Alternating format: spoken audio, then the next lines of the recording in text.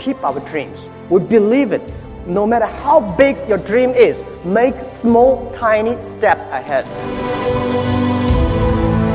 When I graduated from universities, and before for 3 years I tried to fill in the universities. So I applied jobs for 30 times, got rejected. I went for a police, they said, no, you're not good. I applied for Harvard for 10 times, rejected. Today, a lot of young people lose hope, lose vision, and start to complain. Because we also have the same period. Because when it's not a good feeling being rejected by so many people. We also depressed, but at least later we find the world has a lot of opportunity. How you see the world, how you catch the opportunity. We don't have a rich father, powerful uncle. We don't have $1 from bank, 1 cent from government. Just work as a team.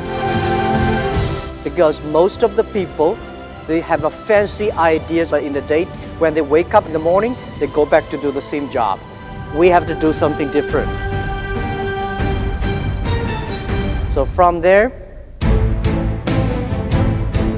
I started my business borrowing $2,000 from my relatives and friends.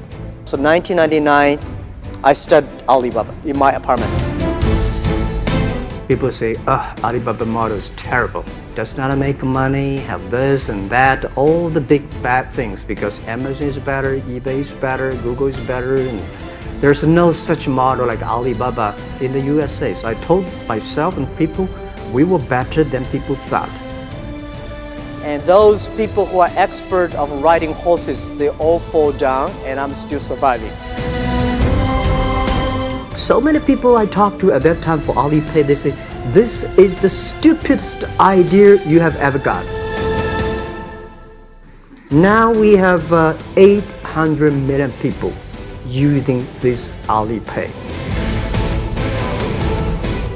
My advice to the young people, any mistake is an income, is a wonderful revenue for you.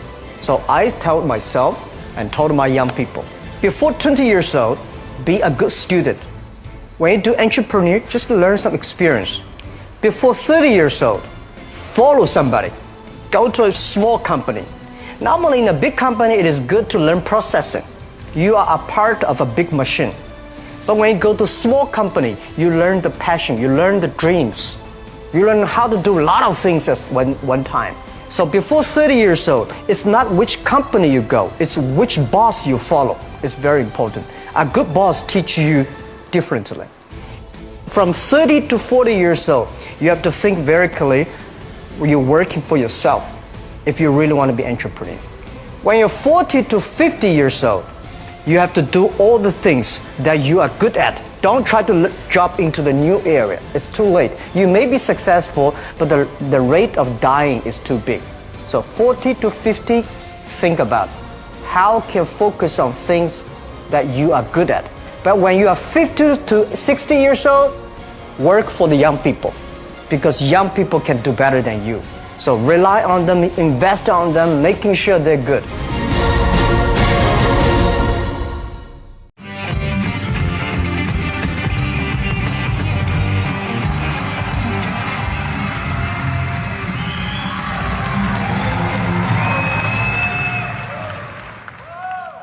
Good morning. Welcome to Google I/O.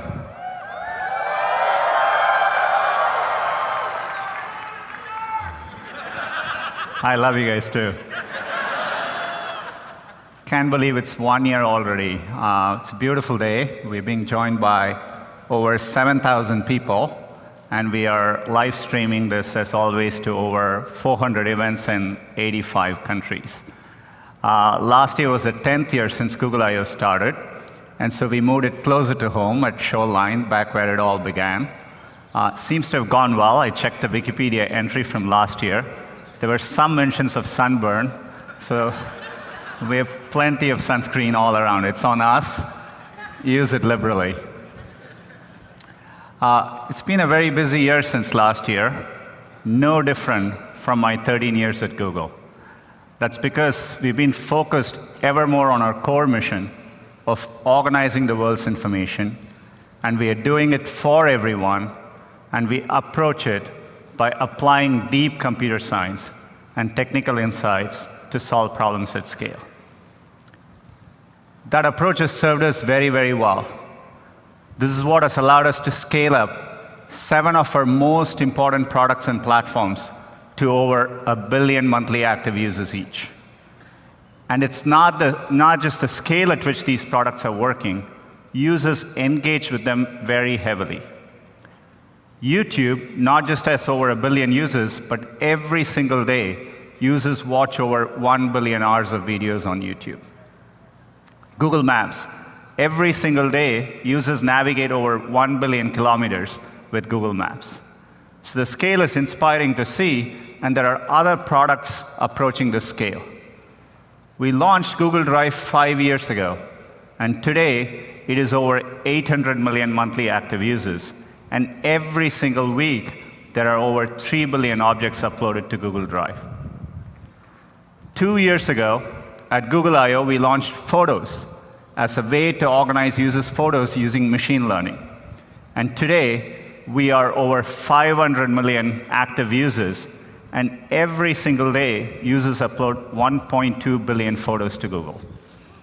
So the scale of these products are amazing, but they're all still working up their way towards Android, which I'm excited, as of this week, we crossed over 2 billion active devices of Android.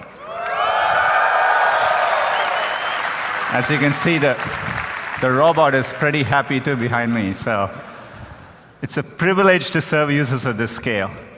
And this is all because of the growth of mobile and smartphones. But computing is evolving again. We spoke last year about this important shift in computing from a mobile-first to an AI-first approach. Mobile made us reimagine every product we were working on. We had to take into account that the user interaction model had fundamentally changed with multi-touch, location, identity, payments, and so on. Similarly, in an AI-first world, we are rethinking all our products and applying machine learning and AI to solve user problems.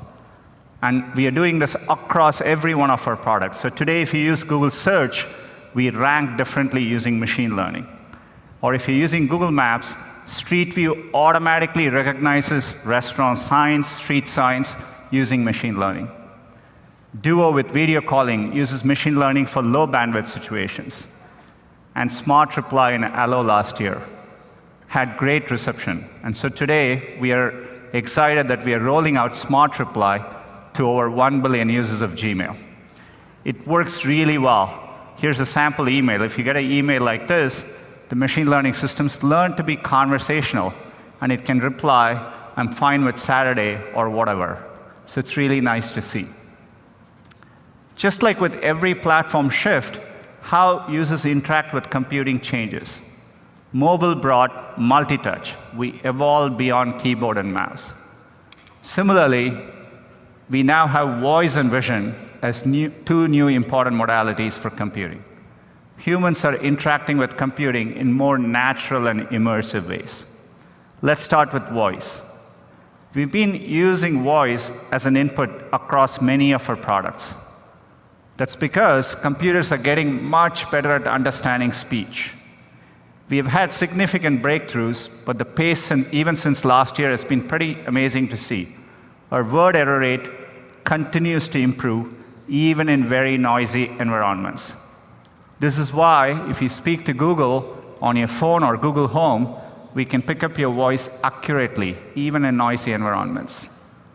When we were shipping Google Home, we had originally planned to include 8 microphones so that we could accurately locate the source of where the user was speaking from.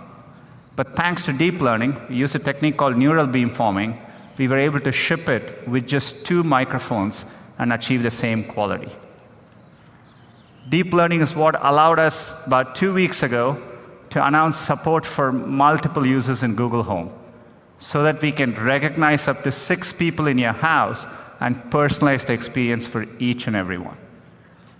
So voice is becoming an important modality in our products. The same thing is happening with vision. similar to speech, we are seeing great improvements in computer vision.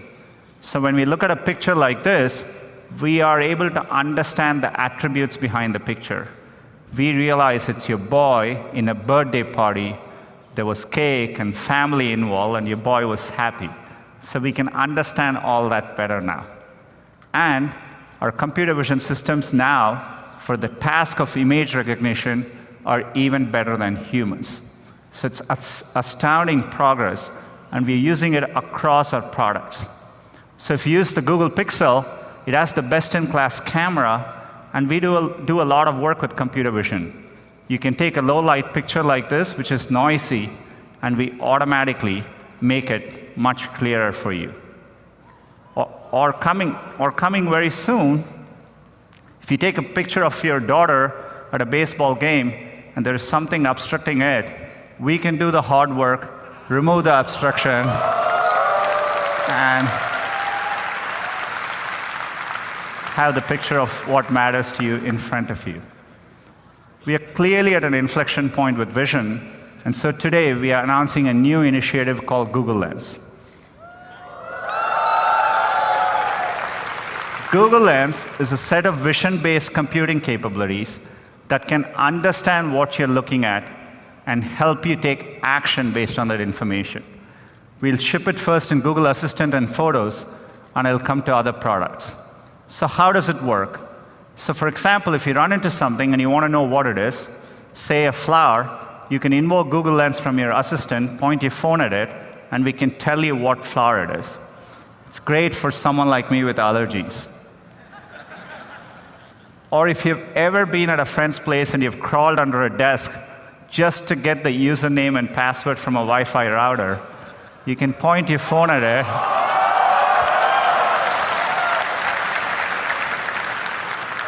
and we can automatically do the hard work for you. Or if you're walking in a street downtown and you see a set of restaurants across you, you can point your phone, because we know where you are and we have our knowledge graph and we know what you're looking at, we can give you the right information in a meaningful way. As you can see, we are beginning to understand images and videos. All of Google was built because we started understanding text and web pages. So the fact that computers can understand images and videos has profound implications for our core mission. When we started working on search, we wanted to do it at scale. This is why we rethought our computational architecture. We designed our data centers from the ground up, and we put a lot of effort in them. Now that we are evolving for this machine learning and AI world, we are rethinking our computational architecture again. We are building what we think of as AI-first data centers. This is why last year we launched the tensor processing units. They're custom hardware for machine learning. They were about 15 to 30 times faster and 30 to 80 times more power efficient than CPUs and GPUs at that time. We use TPUs across all our products. Every time you do a search, every time you speak to Google. In fact, TPUs are what powered AlphaGo in its historic match against Laserdahl. As you know, machine learning has two components. Training, that is how we build a neural net. Training is very computationally intensive, and inference is what we do at real time, so that when you show it a picture, we recognize whether it's a dog or a cat and so on. Last year's TPU were optimized for inference. Training is computationally very intensive. To give you a sense, each one of our machine translation models takes a training of over 3 billion words for a week on about 100 GPUs. So we've been working hard, and I'm really excited to announce our next generation of TPUs, cloud TPUs, which are optimized for both training and inference. What you see behind me is one cloud TPU board. It has 4 chips in it, and each board is capable of 180 trillion floating point operations per second. And we have designed it for our data centers so you can easily stack them. You can put 64 of these into one big supercomputer. We call these TPU pods, and each pod is capable of 11.5 petaflops. It is an important advance in technical infrastructure for the AI era. The reason we named it Cloud TPU is because we are bringing it through the Google Cloud Platform. So Cloud TPUs are coming to Google Compute Engine as of today.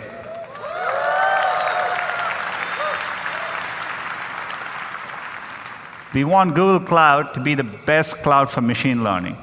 And so we want to provide our customers with a wide range of hardware, be it CPUs, GPUs, including the great GPUs NVIDIA announced last week, and now cloud TPUs.